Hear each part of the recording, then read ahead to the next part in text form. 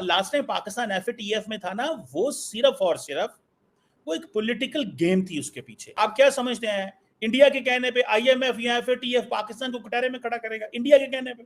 क्या बोला तूने? नहीं पहले क्या बोला? चल आप ध्यान रखिए, आईएमएफ में पाकिस्तान पिछले 35 सालों में कितने बेल आउट मिले आपको पता है? मतलब कितने बार कटोरे लेके पाकिस्तानी सरकारें बदली। 35 years में आरजू 28 times Pakistani government has been granted bail. मैं सऊदी अरब से होके आया हूँ, मैं यूएई के होके, अभी मैं तुर्की होके आया हूँ, और मैंने उन भाइयों को कहा कि आप हमारे बड़े अजीम भाई हैं, हमेशा आपने हमारी मदद की। और मैंने यही कहा, जब मैं आया हूं तो आप समझेंगे शायद ये मांगने आया, मैं मांगने नहीं आया, लेकिन मजबूरी है। भारत के पत्रकार से उलझना डॉक्टर कमर चीमा सर को आज भारी पड़ गया है, खास करके टीआरएफ को लेकर और खास करके जो लोन को लेकर, जो कि पाकिस्तान आए दिन हर दुनिया के देश से और वर्ल्ड बैंक, चाइना से, हर जगह से जो लेते रहता है।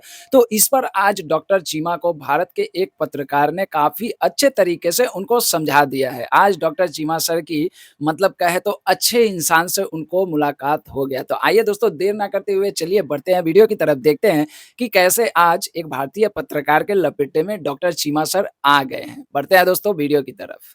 लास्ट टाइम पाकिस्तान एफएटीएफ में था ना, वो सिर्फ और सिर्फ वो एक पॉलिटिकल गेम थी उसके पीछे। पाकिस्तान की आर्म ट्विस्टिंग थी, इशू भी था लेकिन आर्म ट्विस्टिंग थी, दोनों चीजें थी। मैं आई विल नॉट स्पीक, गलत बात नहीं करूंगा। इशू भी था, इशू ये था कि जो यूएन सिक्योरिटी काउंसिल रेजोल्यूशन 1373 और 1267 जो था, वो भी इंप्लीमेंट करना था। वो पाकिस्तान ने आफत सईद और इस तरह की चीजें और लीगल कुछ चीजें थी, वो ठीक नहीं की हुई थी, वो भी दोनों कंप्लीट कर ली। अमेरिका के साथ दोबारा अलाइनमेंट भी ठीक हो गई, तो वो चीज है। आप क्या समझते हैं इंडिया के कहने पे आईएमएफ या एफएटीएफ पाकिस्तान को कटघरे में खड़ा करेगा इंडिया के कहने पे? आप ध्यान रखिए, आईएमएफ में पाकिस्तान पिछले 35 सालों में कितने बेल आउट मिले आपको पता है? मतलब कितने बार कटोरे लेके पाकिस्तानी सरकारें बदली। 35 years में आरजू 28 times Pakistani government has been granted bail out package, bail out package by the International Monetary Fund. आप देखिए, सरकारें बदलती रही, जनरेशंस ने देख लिया, 35 सालों में 28 टाइम। तो ऑब्वियसली इंडिया के बोलने पे तो नहीं हो रहा है। मैं शीश भाई आपकी बात मान लेता हूँ, आपने कहा 23 दफा गए, मैं कहता हूँ जी 35 सालों में 35 दफा गए। गुड हो गया। इतना गुरूर यार, बेल आउट पैकेज में मतलब भीख मिलने में इतना, मतलब लोन मिलने पे इतना। सुने तो सही ना। हाँ, इंडिया के अंदर जो सैकड़ों बैंक हैं, क्या वो इंडियन अवाम को जब लोन देते हैं तो भीख देते हैं? जब इंडिया की गवर्नमेंट इंडिया के लोगों को लोन देती है, सस्ते लोन देती है, तो क्या वो इंडिया की अवाम को भीख देती है? आरजू, you let me answer this. You let me answer this, क्योंकि जो कमर कह रहे हैं ना, जो कमर कह रहे हैं वो खाली इंडिया की बैंक और पाकिस्तान की बैंक नहीं होता है, वो वर्ल्ड वाइड बैंक का रूल होता है। बैंक जब इंडियन अवाम को लोन दे वो भीख होती है। हाँ, मैं आपको बताता हूँ। यस कमर, अगर 35 साल में, है ना, अगर यहाँ पे तो होम लोन मैक्सिमम 30 साल का होता है, अगर 35 साल में कोई 28 बार ईएमआई ना भर के 28 बार भीख मांगने आए, 28 बार लोन लेने आए, तो वो अलाउड नहीं होता है। एंड आई एम श्योर आपके यहाँ भी नहीं होता होगा, है ना। आप वर्ल्ड बैंक और आईएमएफ के पास में जाएंगे 28 टाइम्स कि यार पिछले वाली ईएमआई नहीं भर पाए हैं, इंटरेस्ट नहीं भर पाए, तो एक और लोन दे दो। यस, अगर आप 28 बार मांगेंगे ऑन एन एवरेज, हर साल मांगेंगे, तो वो भीख ही होती है, फिर वो लोन नहीं होता। लोन एक बार होता है, 2 बार। आरजू, आप क्या होता है? अच्छा मुझे बताइए आरजू, पाकिस्तान में ऐसा होता है पाकिस्तानी अवाम को? एंड आई वुड रिक्वेस्ट आपके व्यूअर्स प्लीज जरा कमेंट्स में बताएं, क्या आपके यहाँ ऐसा होता है बैंक लोन दे रही है और 30 साल में 28 बार आपको और लोन दिए जा रही है? ऐसे बैंक ऑपरेट कर रही है? अभी एक फाइनेंशियल अंडरस्टैंडिंग वाली बात है ना। 28 बार मांगोगे तो भीख होगी। मैं कहता हूं जी, इंडिया के अंदर जितनी कंपनीज हैं बड़ी बड़ी, अदानीज एंड अंबानीज, जो कि मेन फाइनेंसर हैं पीएम मोदी साहब के, उनमें से कोई एक भी ऐसी है जो बैंक लोन के बगैर चलती है? हर कंपनी हर साल लोन लेती है, हर एसेट पे लोन लेती है। 1 बार लेगी, 3 बार लेगी, 5 बार लेगी, 28 बार थोड़ी लेगी। मैं बताता हूं आप क्यों कहते हैं ये इंडिया के अंदर आईएमएफ का क्यों बात की जाती है। आरजू, इंडिया के अंदर देखें, एक है पाकिस्तान लोन लेता है, बिल्कुल लेता है, नहीं लेना चाहिए, पांव पे खड़े होना चाहिए। इंडिया बार बार आईएमएफ क्यों कहता है? उसकी एक वजह थी, इमरान खान ने इसको बहुत ज्यादा पॉलिटिसाइज किया कि जी हम कटोरा नहीं लेंगे, हाथ नहीं मांगेंगे, भीख नहीं। इंडिया ने कहा कि इस नैरेटिव को इस्तेमाल करो और ये कहो, देखो दो मुल्क एक वक्त आजाद हुए और हम तरक्की करके इतना आगे चले गए और पाकिस्तान आज तक वहीं खड़ा है। देखो हमारी कामयाबी है ये। तो इंडिया ने इसको अपना पॉलिटिकल स्लोगन के तौर पे इंडियन गवर्नमेंट ने सेल किया और उन्होंने बिल्कुल सही किया। उनको ये करना चाहिए। मैं ये नहीं कह रहा कि अगर उनको एक अच्छा ब्राउनी पॉइंट मिल रहा है तो उनको इस्तेमाल नहीं करना चाहिए। देखिए इंडियन गवर्नमेंट ने उसको बहुत अच्छे से किया, लेकिन असल में था इसको पॉलिटिकल पर्पस के लिए। पाकिस्तान के अंदर भी सियासी जमातों ने इसको इस्तेमाल किया। क्या वजूहात है पाकिस्तान क्यों आईएमएफ में गया, वो एक सेपरेट सवाल है। लेकिन दुनिया जाती है बैंकों के पास तो वापस जाके लोन वापस किया जाता है। आईएमएफ से भी जितना लोन लिया है उसको टैक्स सूद समेत वापस किया है। लेकिन असल सवाल यही है। मुझे याद है इंडिया के एक जर्नलिस्ट हैं आशीष नहीं, वो एनडीटीवी में आजकल आ गए हैं। उन्होंने ट्विटर पे लिखा जिस दिन पाकिस्तान को आईएमएफ का लोन मिला, उन्होंने कहा UN terrorist, world bank terrorist, IMF terrorist, ये सारे टेररिस्ट हैं। चलो ठीक है हम तो टेररिस्ट है ना, चलो इंडिया के कागजों में वो तो चला दिया। उन्होंने कहा नहीं, सारे अदारे जो पाकिस्तान को सपोर्ट करते हैं दुनिया में वो टेररिस्ट हैं।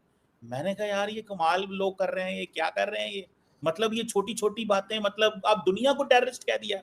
मैं समझता ये हूं कि इंडिया जो है एक बहुत इंपॉर्टेंट प्लेयर है दुनिया के अंदर, लेकिन अगर इंडिया ये महसूस करेगा कि वो इन इंस्टीट्यूशंस को ड्राइव कर सकता है या इन इंस्टीट्यूशंस के अंदर कोई रोल प्ले करके पाकिस्तान को नुकसान पहुंचा सकता है, तो वो obviously at this stage India के लिए कोई मुमकिन नहीं है। हाँ, जब ऑपरेशन सिंदूर में कामयाबी नहीं हुई और इंडिया के जहाज गिरे तो इंडिया ने फौरन भागे और उन्होंने कहा जनाब हम जा रहे हैं आईएमएफ, हम जा रहे हैं वर्ल्ड बैंक, हम जा रहे हैं पाकिस्तान को एफएटीएफ में घसीटेंगे, हम डिप्लोमेट। भाई आपने तो काइनेटिक ऑप्शन शुरू किए थे, तो काइनेटिक में तो कोई रिजल्ट निकाल लेते, वहां रिजल्ट निकला नहीं। उन्होंने कहा अब हम आईएमएफ जाएंगे, अब हम एफएटीएफ जाएंगे। तो अवाम को भी तो लारा लगाना था ना। इवन के ऑपोजिशन को चुप करवाने के लिए सारे के सारे डेलीगेशन ऑपोजिशन के भेज दिए बाहर। वो जिन लोगों ने पार्लियामेंट में सवाल करने थे, पूछना था, उनको दी बकौल आरजू सुपारी, वो जो सुपारी देते हैं कि मतलब कल ही मुझे पता चला सुपारी क्या चीज होती है। उनको दी सुपारी, उनको दी रिश्वत, उनको दिया बिजनेस क्लास, उनको जहाजों में कहा तुम थाईलैंड जाओ, तुम म्यांमार जाओ, तुम बहरीन जाओ, तुम जद्दा जाओ, तुम अमेरिका जाओ। वो सारे खुश हो रहे हैं, मीडिया यहाँ से फैला रहा है बातें, और इंडियन गवर्नमेंट कामयाब हो गई अपोजिशन को जहाजों में डाल डाल के। वो बेचारे अपनी तारीफा कर रहे हैं। तो दोस्तों देखा आपने किस तरह से, मतलब डॉक्टर चीमा सर का कहना है कि भारत में भी तो बहुत सारे बैंक है जो कि लोन देती है। तो मैं एक बात कहना चाहता हूं डॉक्टर चीमा सर से, खैर आशीष सिंह जी के बारे में छोड़ दिया जाए, मैं अपनी पर्सनल एक एक्सपीरियंस के बारे में मैं बता रहा हूं कि देखिए मैंने अभी तीसरा टर्म लोन उठाया अभी हाल फिलहाल में। उससे पहले मैं एक लोन उठाया हूँ इंटरेस्ट सहित, उसको समय पे चुका दिया। फिर उस बैंक ने मुझे पर्सनली कॉल करके मुझे बुलाया, फिर से लोन दिया, फिर से मैं उसको समय से चुका दिया। फिर से बैंक वालों ने फ़ोन करके आकर लोन दिया है घर में। सर लोन चुकाने से ही लोन मिलता है, लेकिन ये बता दीजिए कि पाकिस्तान लोन चुकाता नहीं है, फिर उसको 28 बार क्यों मिल गए?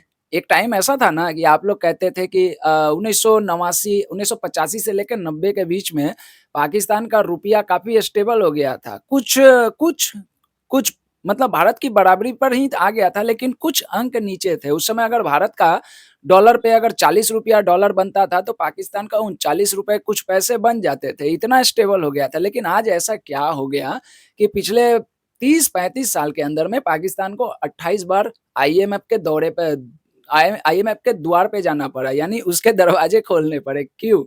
भारत भी तो 1990 में एक बार गया था। उसके बाद से हमारे वित्त मंत्री उस समय के डॉक्टर मनमोहन सिंह जी ने एक ऐसा प्लेटफॉर्म तैयार किया जिस पर आज पूरी सरकार, उस समय की कांग्रेस की सरकार, फिर बीजेपी की सरकार, फिर कांग्रेस की सरकार, फिर पिछले 10 सालों से बीजेपी की सरकार उसी रूल को फॉलो करके आई। आज भारत के खाते में फॉरेन रिजर्व जो है वो लगभग $800 बिलियन दुनिया को दिखाने के लिए है, लेकिन एक्चुअल में भारत के पास में काफ़ी ज़्यादा है। तो पाकिस्तान में इस तरह के बात अगर इतने बड़े इंसान कहता है तो हँसी आती है। और बहुत सारे जो लोग इस वीडियो को सुनेंगे वो भी डॉक्टर चीमा सर के इन बातों पे हँसेंगे नहीं तो और क्या कहेंगे। पहले आप यही कह रहे हो कि अरे जब दोस्तों आप लोगों ने भी देखा होगा कि जब बहस हो रही थी तो डॉक्टर चीमा सर बड़े ही ताव में हँसते हुए कहते हैं कि इंडिया में भी तो बहुत सारे बैंक हैं, लोन तो देती होगी। तो कोई भी बैंक लोन देता है, अगर आप उसको नहीं चुकाओगे तो दोबारा बैंक लोन देगा? नहीं देगा। यही बात आशीष सिंह जी उनको समझा रहे थे। लेकिन खैर डॉक्टर चीमा सर है, उनको सब समझदारी है, वो सब कुछ जानते हैं, लेकिन मजे ले रहे थे हमारे भारतीय पत्रकार की। दोस्तों क्या है कहना, कमेंट करके ज़रूर बताइएगा। जय हिंद, जय भारत, जय श्री राम।